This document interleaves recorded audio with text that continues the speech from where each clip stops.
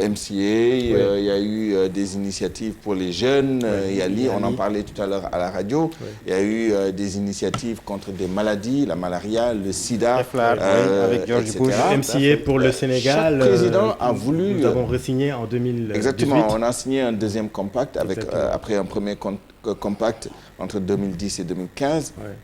On est sous l'empire d'un deuxième compact d'un montant de 320 millions de dollars, à peu près 320 milliards de francs CFA, consacrés à l'énergie. Mais plus globalement, quand il est arrivé, il a trouvé un accord bipartisan pour un programme, une initiative qui s'appelait BUILT Act. Better Utilization of Investment Leading to Development. Et ça, c'était au Congrès que ça s'était discuté, il y a eu un accord et ça a été voté. Il en a fait une loi, il l'a signée, presque contraint, puisqu'il y avait un accord bipartisan au niveau du Congrès. Et dans le cadre des réformes qu'il a apportées, justement, se basant sur ce build-là, il a également apporté sa touche en disant, écoutez, on a beaucoup d'agences qui interviennent dans la coopération. Le MCC en fait partie. On a aussi d'autres agences de très nombreuses. Il y en a 17 en tout. Et il a dit, on va réformer tout ça, l'USAID, toutes les branches de l'USAID, etc. On va rationaliser tout ça. Il y avait deux instruments financiers notamment. Il y avait l'OPIC, Overseas Private Investment Corporation, et il y avait le DCA, qui était un peu la branche pour accorder des crédits au niveau de l'USAID. Il a dit, on va fusionner les deux. Et plus récemment, je pense qu'en début d'année, parce que ça a d'abord été discuté en décembre 2019, et puis cette année, en 2020, il a lancé, ce n'est pas une nouvelle initiative, mais il a essayé encore une fois de trouver des synergies entre les différentes actions. Il a lancé ce qu'on appelle Prosper Africa. Et Prosper Africa, ces 12 derniers mois, c'est quand même beaucoup de transactions entre des privés américains et des privés africains, plus à la faveur des privés américains, puisque c'est dans l'esprit de Trump. Le America First, jusque dans la politique étrangère. Jusque dans la politique africaine. C'est-à-dire, c'est une combinaison de plusieurs principes. Trade, not aid, donc plus de commerce, de transactions à la faveur des entreprises américaines. Et d'autres principes qui ont toujours structuré les relations entre les États-Unis et l'Afrique. Et évidemment, les chiffres sont importants, bien moins importants que ce que l'Amérique avait l'habitude de faire avec l'Afrique. Là, on nous parle de 100 milliards de dollars. Aujourd'hui, ces 12 derniers mois, c'est à peu près 22 milliards, 280 transactions qui ont été facilitées par la plateforme Prosper Africa, qui est une forme de guichet unique en fait. Ce qui se passe, c'est que les agences américaines coordonnent leurs activités sous l'impulsion du gouvernement qui n'avait aucun rôle dans ce domaine-là avant, de coordination. Aujourd'hui, c'est un guichet unique où les entreprises américaines vont pour trouver des informations sur les opportunités d'investissement en Afrique, sur les partenaires potentiels.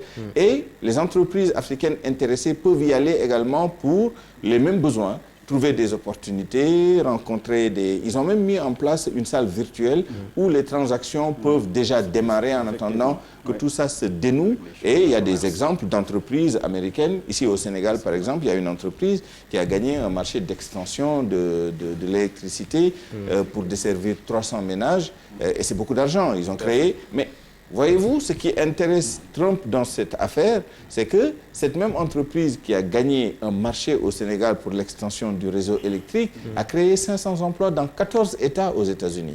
Et c'est la partie qui intéresse. C'est tout le changement de paradigme qu'il a apporté sans mettre plus d'argent. Au contraire, il en a mis beaucoup moins en étant, de ce point de vue-là, fidèle à son principe de America First et Make America Great Again au détriment des autres, parce que c'est un gâteau, un grand gâteau, mais c'est un jeu à somme nulle. Quand vous gagnez, il y a des gens qui perdent ailleurs. Il n'est pas dans une logique de faire gagner tout le monde. C'est toujours les Américains qui gagnent d'abord. Donc, les relations avec l'Afrique ont subi justement cette réforme des relations financières entre les États-Unis et l'Afrique, bien évidemment. Oui. Mais il faut reconnaître à Donald Trump d'avoir apporté quand même cette rationalité accrue dans ces relations. Évidemment, on l'a dit tout à l'heure, la sécurité a pris le pas sur la bonne gouvernance, mais si on en juge par ce que disent les ambassades, par exemple, si vous prenez l'ambassade des États-Unis au Sénégal, ça n'a pas beaucoup changé. C'est le même focus sur la prospérité, sur les opportunités d'affaires, sur la coopération, la croissance, les privés, et évidemment la bonne gouvernance et la sécurité. Malheureusement, la sécurité a pris un peu le pas avec toutes les opérations qui ont été menées sans engager des troupes outre mesure à cause du traumatisme. Il cherche justement à réduire la voilure. Par contre, il y a une coopération technologique avec des drones qui participent à collecter du renseignement, avec des opérations spéciales. La fameuse Team 6 des Navy Seals qui est intervenue au Nigeria pour libérer un otage américain récemment. C'est cette même équipe, même si ce ne sont pas les mêmes éléments qui avaient éliminé Oussama Ben Laden il y a quelques années à Abbottabad. Et c'est cela, en fait, les relations entre les États-Unis et l'Afrique. Les fondamentaux sont restés. MCA, avec les compacts qui sont signés, soit dit en passant, avec beaucoup de pays. Je pense qu'il y a 15 pays en Afrique qui ont bénéficié du compact. Et beaucoup d'entre eux sont en Afrique de l'Ouest, le Sénégal, le Burkina Faso qui a eu un compact aussi sur l'énergie, d'un montant moins important que celui du Sénégal, certes. Le Bénin, même chose, 375 milliards de francs CFA. Toujours dans le domaine de l'électricité, et très bientôt peut-être un compact régional entre le Niger et le Bénin pour faciliter le transport des marchandises entre les différents pays. Les fondamentaux donc sont là, l'USAID également, avec ses différents démembrements, mais vous avez dû remarquer que pour l'USAID, par exemple, les agences d'exécution sont systématiquement américaines. ABT, RTI, c'est toujours les Américains qui viennent mettre en œuvre, en accord avec du personnel sénégalais bien évidemment et peut-être d'autres nationalités, mais disons que la valeur reste toujours, même si la valeur des projets reste dans le pays, il y a une partie de la valeur économique et financière qui remonte aux États-Unis à travers de la création d'emplois, à travers des remontées de fonds, etc. L'USAID, pour être complet, qui injecte quand même 72 milliards de francs CFA chaque année dans le développement du Sénégal. Pour introduire rapidement notre troisième invité, le docteur Pape Malick Ba, bonsoir, merci d'avoir accepté notre invitation.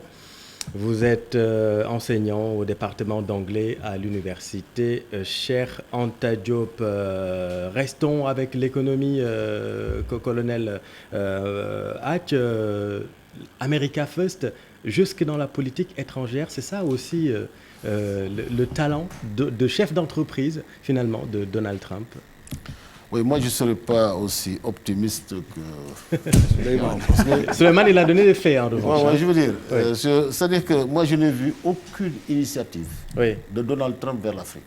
C'est-à-dire de visibilité, parce qu'il y a eu le MCA, il y a eu le SIDA, il y a eu Ebola, il y a eu des tas de choses que les autres présidents américains ont apporté en Afrique. Moi je ne vois aucun... Quand je vois Donald Trump, je le vois résumé en ceci. Mais ces programmes dont vous parlez continuent. La lutte contre le sida, c'est des programmes qu'il a trouvés. Il n'y a pas une réflexion stratégique vers l'Afrique. Le Prosper Africa est une nouveauté, en revanche. Oui, mais on ne le voit pas. Ce qu'on voit, nous, c'est ce qu'on a vu, c'est le MCA, c'est le sida, c'est Ebola. Bush a fait, par exemple, ce que... Bush a été le gars il a marqué l'Afrique par sa participation sur Ebola. Et tout le monde le sait. Ça, tout le monde le sait. Ebola, on a vécu pendant 20 ans sur Ebola. C'est de Ebola même qu'on a financé la pandémie après dans toute l'Afrique. Il restait, nous, 32 millions de dollars pour l'Afrique. Obama est venu avec la pandémie. Obama était le premier à lancer le PRP programme, le Pandemic Response Programme en Afrique. Mais Trump, je l'ai vu beaucoup sur la Corée du Nord, je l'ai vu sur Israël, mais je ne l'ai pas vu en Afrique. Dans le domaine de la sécurité, on va en parler.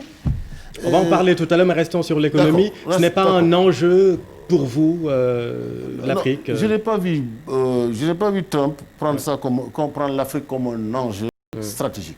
Dans la politique américaine, je ne l'ai pas encore vu. Mais j'ai vu Obama, j'ai vu Bush, j'ai vu tous ces gens avaient pris l'Afrique, avaient ramené l'Afrique. Juste en une seconde, c'est pour ça que je disais qu'il fallait faire le départ entre la politique du gouvernement américain, parce que ce sont des projets du gouvernement américain. D'ailleurs, l'USAID, leur slogan, c'est « In the name of the American people ». Bien sûr. Et à ce moment-là, évidemment, Donald Trump n'a pas voulu attacher son nom à une initiative à l'intention de l'Afrique. Il n'a pas voulu. Il l'aurait fait à son corps défendant. Il n'a pas voulu.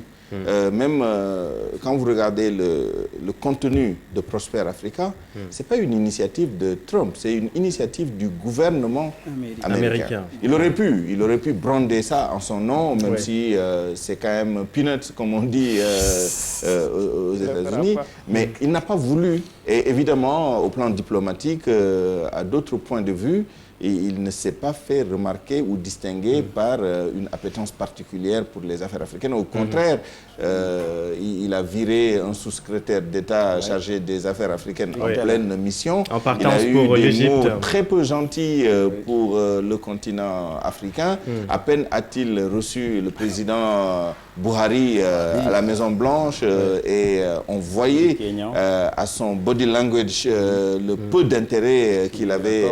C'était presque une souffrance pour lui de faire une conférence de presse commune avec lui. Je pense qu'on connaît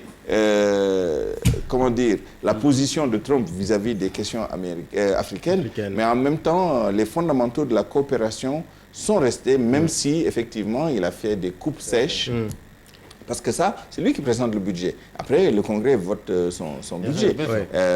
Il n'a pas voulu mettre autant de ressources que les autres présidents en faveur du continent africain. Il a voulu favoriser une relation égalitaire que nous appelons de nos voeux aussi. C'est-à-dire, à un moment donné, il y a des opportunités. Il faut que les Africains aussi se mettent à niveau et tirent profit des opportunités qui s'offrent à eux sans toujours attendre que les présidents américains viennent avec des initiatives à coût de centaines de milliards de francs CFA, des libéralités. Évidemment, les Américains ne donnent jamais sans s'assurer derrière qu'il y a une utilisation quand même conforme aux règles de bonne gestion, de bonne gouvernance, etc. Mais moi, je ne suis pas très opposé à l'idée de vraiment changer le rapport de force, que ce soit une relation peut-être pas égalitaire, parce qu'on n'en est pas encore là, mais qu'effectivement, ce soit basé plus sur des relations commerciales, sur des transactions qui soient bénéfiques aux différentes parties. Malheureusement, on n'a pas toujours les capacités pour profiter de ces opportunités. L'AGOA en est une illustration parfaite. Et ces programmes, colonel, avec ou sans Trump, vont continuer. Mais ce qui vous dérange, si je comprends bien, il n'y a pas une initiative personnelle de Donald Trump, par exemple? Et le plus grave, tous les présidents américains ont visité l'Afrique. Ah, peut-être s'il gagne, il va visiter l'Afrique. Mais pas s'il gagne, les autres ont visité l'Afrique quand ils étaient encore à leur premier mandat. Notamment tous les présidents Bush. Depuis 1943, la première visite d'un président américain, c'est 1943 avec le président Roosevelt, qui avait compris que l'Afrique était la profondeur stratégique de l'Europe dans la Deuxième Guerre mondiale. Il n'a pas visité l'Afrique, mais il a reçu des présidents africains. Non, il ne les a pas reçus parce qu'ils ont même boudé pour partir. Kagame est parti là, parce qu'il dit que moi, disons, ils les ont reçus à Washington, mais d'une manière cavalière. C'est vrai. Kagame a il les a rencontrés, on va dire, dans des sommets. Que nous sommes devant un homme quand même qui n'a pas une sorte d'empathie pour l'Afrique.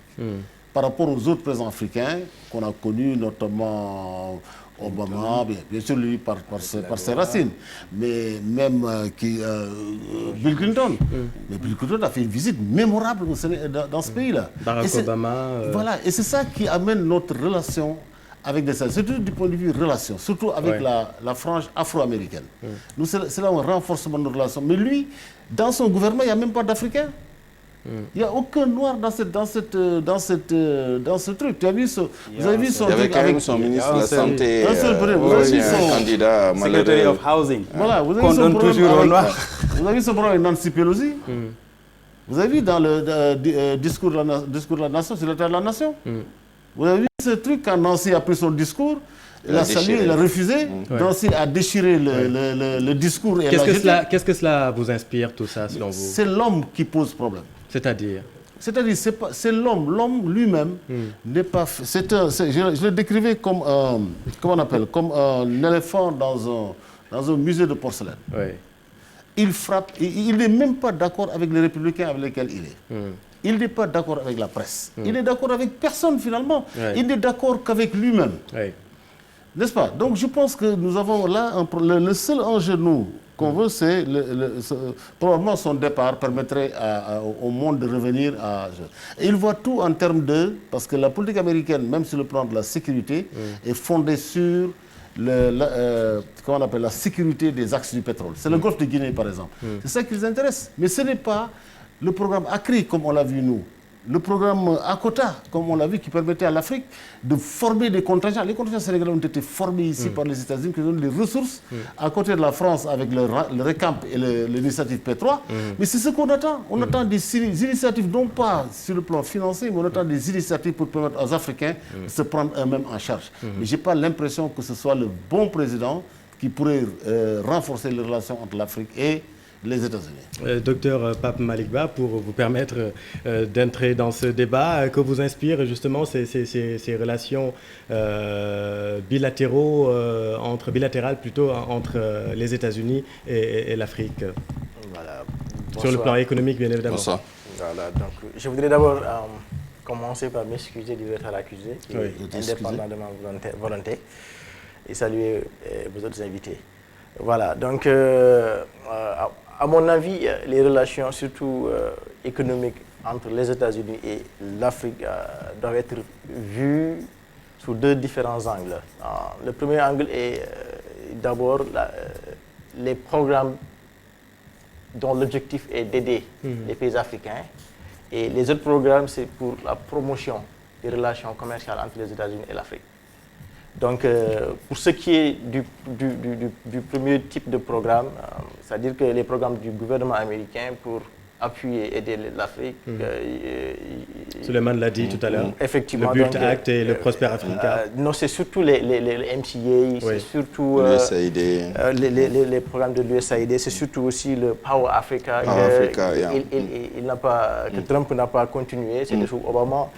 Et c'est surtout aussi les programmes comme le YALI, Young African Leaders Initiative. Initié par Barack Obama. Par Barack Obama, etc. Et pour les autres, c'est surtout... Ça, c'était vraiment pour la jeunesse africaine. Absolument. Obama qui les recevait à la Maison-Blanche, que Trump n'a pas continué. Ils avaient des programmes, ils séjournaient dans les universités américaines pour apprendre le leadership, pour devenir des dirigeants des leaders sur le plan. Donc il y a ces programmes-là, et à côté il y a des programmes pour promouvoir les relations commerciales entre les États-Unis et les pays africains. Parmi ces programmes, donc, Suleiman avait cité par exemple le BULT Africa, le Prosper Africa, et aussi il y avait l'AGOA, surtout pour pousser les pays africains à avoir au moins des entreprises qui peuvent aller conquérir des marchés au niveau des États-Unis, etc. Donc l'objectif c'était ça, c'était promouvoir et aussi un peu aider les pays africains à pousser les entreprises à répondre aux normes, aux standards des États-Unis, aux standards internationaux, etc. Mais seulement avec Trump, c'était avec la lorgnette de l'America First, Suleiman l'a rappelé. Effectivement. Donc Trump, disons, quand il est venu, le maître mot c'était ça, budget cuts. Donc il faut couper. Donc c'est l'Amérique d'abord. Donc il faut donner la priorité aux Américains. Et c'est visible dans ces programmes. Ils l'ont dit, il n'a pas mis les pieds en Afrique. Les seuls programmes particuliers qui marchaient, c'était surtout les programmes militaires. Et tantôt, le colonel a parlé de l'arrêt de ces programmes de formation militaire, etc. Je crois que ça continue. Parce que dernièrement, je crois que le domaine sur lequel Trump a vraiment marqué, c'est la coopération militaire. Parce qu'il a... Peut-être aussi, ça a été signé juste avant lui. Parce qu'en 2016, par exemple, il y avait une tournée qui avait permis aux États-Unis d'avoir des relations, des accords de défense militaire avec le Sénégal, avec le Ghana, avec le Niger. Et on se rappelle de l'attaque de Tango Tango au Niger, qui avait surpris beaucoup de gens qui ne savaient même pas que les États-Unis avaient même une base militaire au Niger, etc. Donc, ajoutez qu'actuellement, il y a également la base à Djibouti, qui a 4000 hommes. C'est des Américains qui sont là-bas. Absolument. Donc, c'est surtout sur le plan militaire, la lutte contre le terrorisme, que Trump a plus axé son programme avec l'Afrique. Oui. Donc, il faut vraiment sur le plan économique, vous ne retenez pas... Je ne sens pas cela, sérieusement. Je ne sens pas. À part la continuité des programmes qui existaient déjà. Oui. Et même dans la coopération militaire, il s'arrange quand même pour faire des affaires parce que il a vendu des avions au Nigeria. Je pense qu'il cherche des marchés partout où il y a de l'argent et un besoin en armes. Et il s'en est gossé d'ailleurs, pas particulièrement au sujet de l'Afrique, mais il a rappelé il y a quelques semaines que les États-Unis avaient vendu pour plus de 600 milliards de dollars d'armes l'année dernière ou l'année d'avant. C'est quand même énormément d'argent et toutes les occasions sont bonnes pour faire de l'affaire, y compris sur le marché de la mort. Mais pour ajouter aussi, je crois que c'est Colonel Hack aussi qui l'avait souligné, que et Souleymane l'a confirmé, que cette coopération militaire aussi, c'est pour ça, c'est surtout pour sécuriser les routes qui approvisionnent le marché américain en pétrole. C'est surtout cela, c'est sécuriser les multinationales américaines qui interviennent en Afrique, surtout dans le domaine du pétrole et dans d'autres domaines, dans le domaine des mines et de l'uranium, etc. C'est surtout cela aussi, il faut reconnaître. C'est pas gratuit. Hein. Docteur Ali Faragnaye, d'aucuns disent également que l'Afrique est aussi le terrain où se prolonge la guerre commerciale entre la Chine et l'Amérique. Est-ce que ce n'est pas ça aussi qui intéresse Donald Trump? Je le crois très sincèrement, parce que tout simplement, au-delà des initiatives que vous avez expliquées, et qu'il faut le rappeler, ces initiatives sont continuées par le Congrès américain, qui a, comme on le dit, the power of the purse, le pouvoir de la bourse. C'est le Congrès qui finance les initiatives. Et que ça est arrivé à ce Congrès de refuser à Obama, sur la base même des congressmen républicains, ont refusé à Obama cette volonté de réduire la subvention américaine qui est entre 8 à 5 milliards de dollars.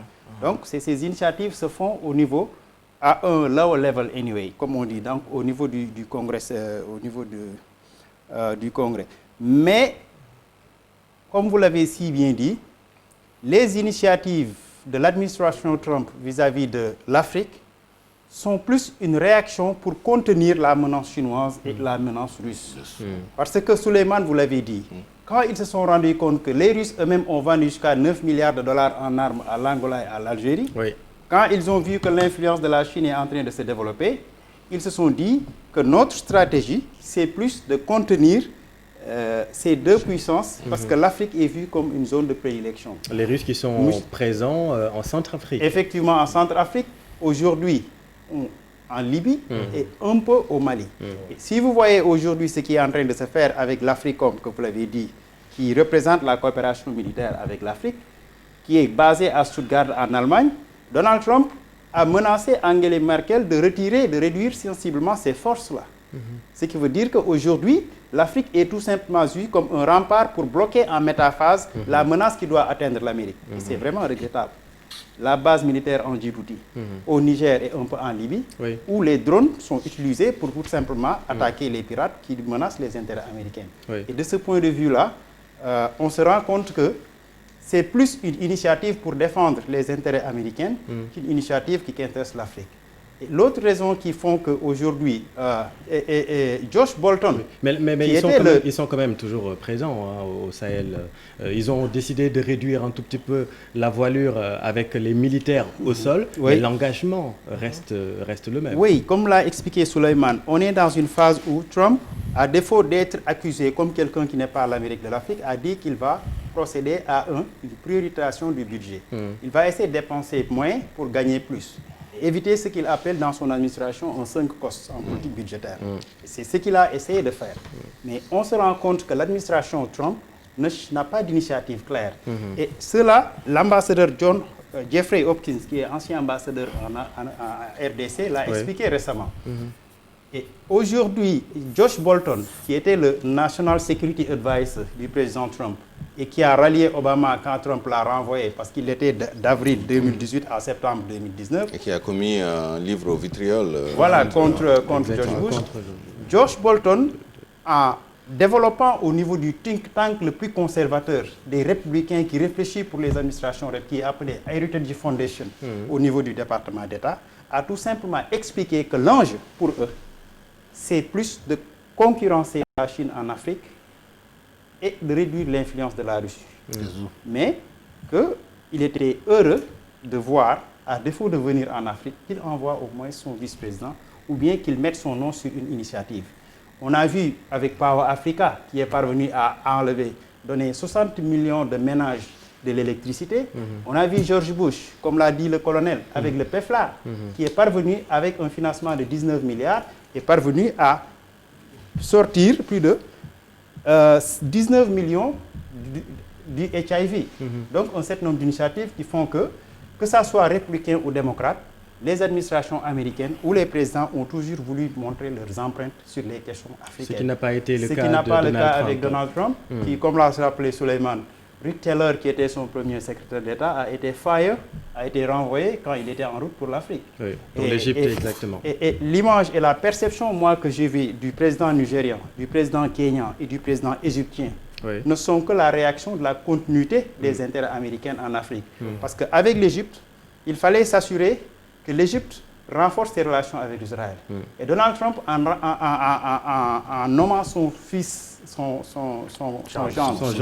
gendre, comme envoyé en Midwest, et qui est lui-même juif, est parvenu à contraindre un certain nombre de pays à reconnaître Israël ou bien à avoir des relations. Récemment, c'est avec le Soudan. Donc, on se rend compte, et mieux, il a mis les pieds dans le plat en déplaçant l'ambassade de Jérusalem de Tel Aviv à Jérusalem. Ça dit en passant, c'était très marrant parce que quand il a parlé, quand il a fait signer cet accord entre le Soudan et Israël, dans son speech, il dit à un moment, je ne sais même pas s'ils sont en conflit ouvert ou pas. C'est dire son ignorance de l'Afrique, surtout. Mais la question les deux questions qui m'interpellent à ce sujet dans la suite de notre discussion, c'est, je pense que Trump aurait mis 1000 milliards de dollars en Afrique qu'il ne voudrait pas attacher son nom à sa propre initiative. Parce que pour lui, c'est une question d'image aussi. Quelqu'un qui préconise, qui appelle à un recentrage stratégique sur l'Amérique, ne peut pas, quand bien même il aurait mis tout le budget des États-Unis en Afrique, ne voudrait pas attacher son nom à cette initiative. Mais la question sous-jacente, que fera Biden? Exactement, on va justement Est-ce que Biden va déroger de la ligne actuelle de la politique africaine? Évidemment, pour l'image, je ne parle pas d'attacher son nom à une initiative juste pour laisser son nom ou son empreinte à l'histoire, mais les fondamentaux actuels, c'est-à-dire est-ce que Biden pourra renverser la vapeur de façon radicale et enlever de la tête des Américains la nécessité, d'endiguer des puissances telles que la Chine, la Russie, mais aussi l'Union européenne. Est-ce qu'il pourra faire machine tenant compte de la sinisation de l'économie africaine actuellement qui est en phase. Non, mais de la logique de puissance. Aujourd'hui, si vous lisez par exemple justement la loi de programmation militaire de la France, le fondement de cette loi de programmation, c'est justement les politiques de puissance des grands pays tels que la Russie. Tout le monde se met dans la mêlée parce qu'on ne peut faire autrement.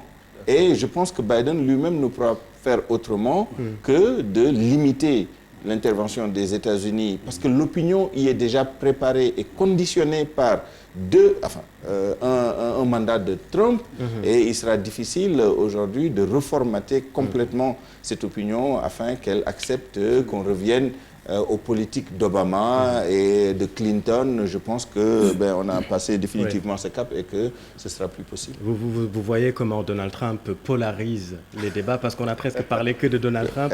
On va parler maintenant. De lui comme s'il est le plus grand exactement. leader du peuple. Mais c'est le personnage, ça c'est aussi significatif. On va parler. J'aimerais quand même revenir un tout petit peu en arrière sur la présence des États-Unis dans le Sahel, parce que c'est très important. Ils jouent un grand rôle là-bas, notamment sur l'information. Et récemment, justement, quand les Américains ont décidé de réduire la voilure, la ministre de la Défense française a presque supplié les Américains de rester dans le Sahel, et leurs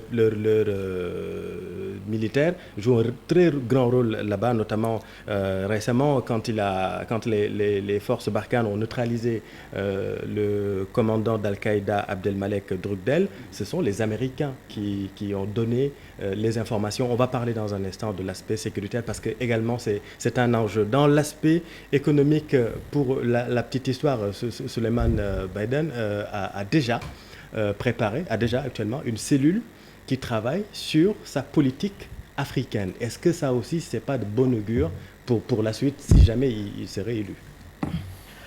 Bon, absolument, parce que, pour dire vrai aussi, quand on regarde les programmes des deux candidats, c'est plutôt Biden qui a un programme. Parce que pour Trump, c'est le programme de 2016 que les gens ont essayé de remettre à jour, mais qui n'a pas marché, ils ont rejeté. Mais pour Biden, c'est clair, il y a un programme très bien défini et qui porte sur des axes très bien définis. Mais il faut aussi se dire une chose.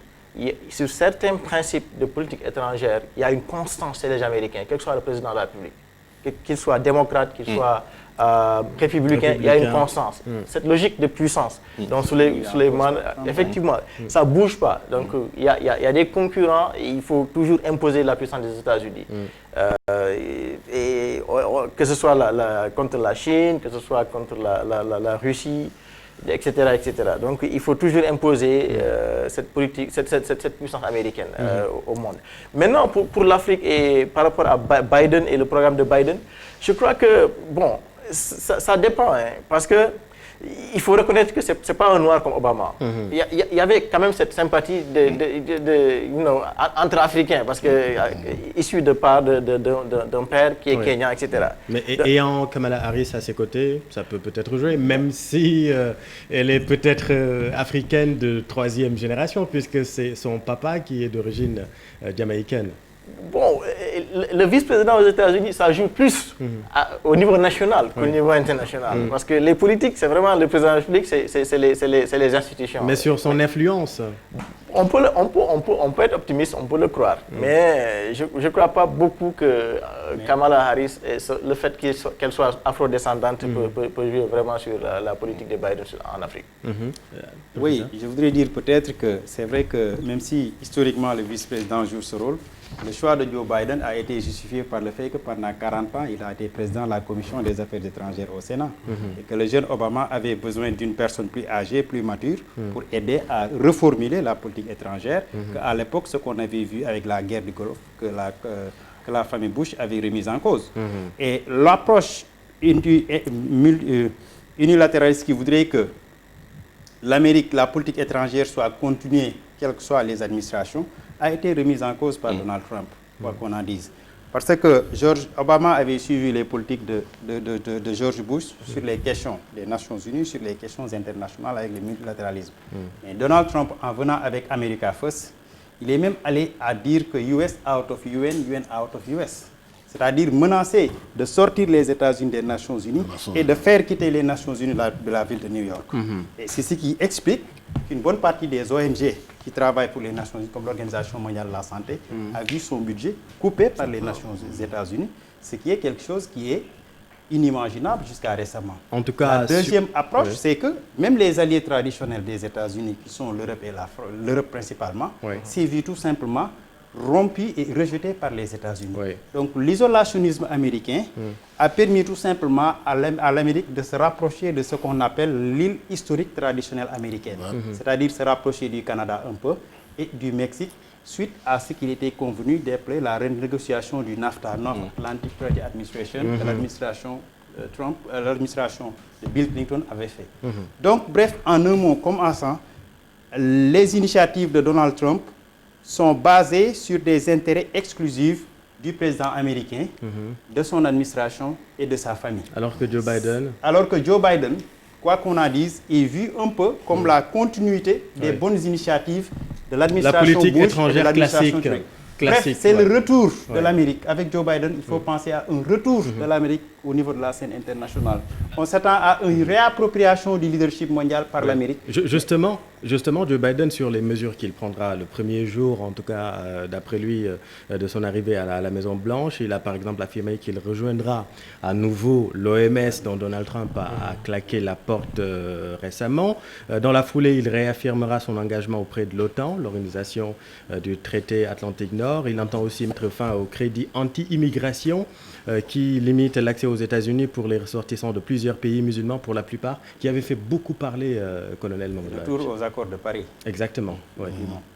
Oui, moi, je parle. Moi, ce qui m'intéresse surtout quand je suis venu là, c'est surtout toucher le problème de la sécurité. Vous l'avez touché, c'est extrêmement important, la coopération dans le domaine de la sécurité. Oui.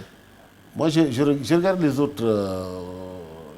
J'ai trouvé que les républicains ont toujours été excellents dans le domaine des relations internationales. En ce qui concerne la sécurité, ils ont toujours été excellents. Oui. Les républicains, les démocrates étaient plus bons dans le développement intérieur des États-Unis. C'est-à-dire que comme Roosevelt avec le New Deal, etc. Mais on a vu Nixon aussi. Donc les relations avec les autres pays, ce n'est pas seulement des relations de conflictualité. Puisqu'on se rappelle, dans les années 68, Nixon avait fait la diplomatie du ping-pong, qui avait rapproché les États-Unis de la Chine. Et la Chine a toujours été un allié des États-Unis, d'après 1945, parce que l'ennemi de la Chine, c'est le Japon.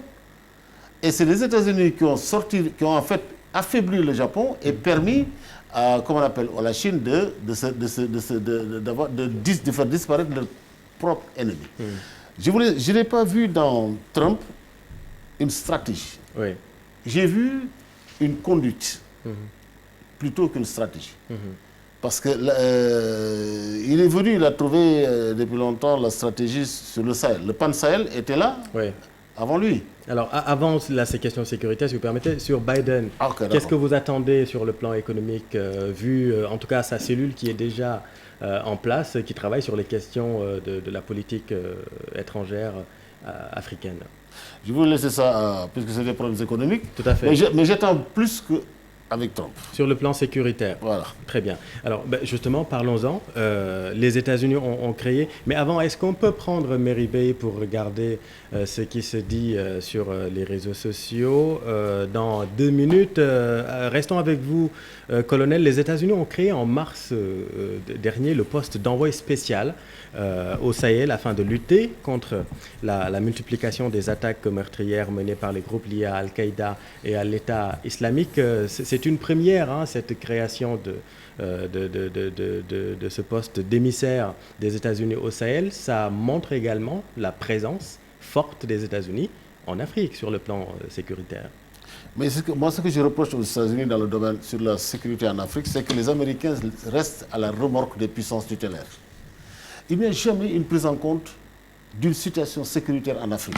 Ils laissent toujours l'Angleterre, la France, le truc, et eux, ils restent dans une position de soutien logistique et de soutien au renseignement. Soutien logistique déterminant au Sahel en tout cas. Oui, d'accord, mais la logistique, quand dans un combat asymétrique, n'est pas forcément déterminant. Dans un combat asymétrique, c'est le renseignement, d'accord? Je laisse le militaire vous répondre. Je suis d'accord avec ce qu'il dit.